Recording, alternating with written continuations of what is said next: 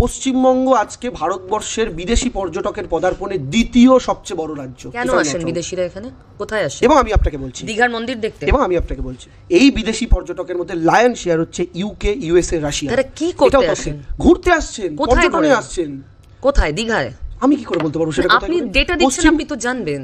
যদি মনে করেন আমি গলির ভেতর যাব, ঘুরবো, বাংলাকে উপভোগ করব, আজকে বাংলার গলি গলির ভেতর ঢালাই রাস্তা। দেখুন, আমি জানি না আপনি কোন রাস্তার কথা বলছেন। কলকাতার রাস্তাঘাট এই ভোটের আগে বেশ খারাপ, প্রচুর জায়গায় তাপ্পিয়ে দেওয়া। আমার মনে হয় যারা দেখছেন তারা আমার সঙ্গে একমত হবেন, গাড়ি চালাতে গিয়ে মাথা খারাপ হয়ে যায়, এতটাই আপ ডাউন রাস্তার মধ্যে। কলকাতার কিছু রাস্তায়, যেগুলো ধরুন পৌরসভার রাস্তা, সেই কিছু রাস্তায় প্রবলেম অবশ্যই আছে। আপনাকে আমি প্রথম যখন জীবনে ইন্টারভিউ দিতে যাই, আমার মা আমাকে আঁচল থেকে খুলে 200 টাকা দিয়ে বলেছিল, এটা দিয়ে দুপুরবেলা কিছু খেয়ে নিস আর গাড়ি ভাড়াগুলো দিয়ে দিস, আর কোনো ফর্ম টর্ম ফিল আপ করতে হলে করিস।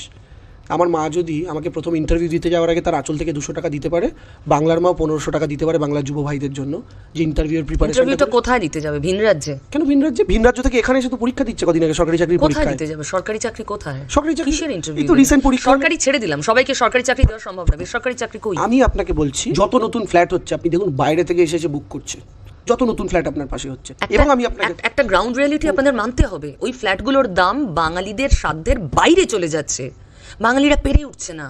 আমি আপনাকে, তার কারণ বাঙালির হাতে কাজ নেই। কলকাতা, আমি আপনাকে বলছি পারসেপশন কলকাতা নিয়ে, এখানে গেলে এখনো 30 থেকে 50 টাকার মধ্যে একটা লাঞ্চ সারা যায়। দেশের আর কোনো মেট্রো সিটিতে হয় না। এটা কি গর্বের বিষয়? এটাই তো গর্বের বিষয়। পার ক্যাপিটা ইনকাম কোথায় থাকলে এটা অ্যাভেলেবল থাকে? অ্যাবসলিউটলি নয়। পশ্চিমবঙ্গ খরচের দিক থেকে চিপেস্ট সিটি, কারণ আমরা এখানে মূল্যবৃদ্ধিকে নিয়ন্ত্রণ করতে পেরেছি, যেটা অন্য স্টেট পারেনি। ইনকামও চিপেস্ট, এখানে সবার কম।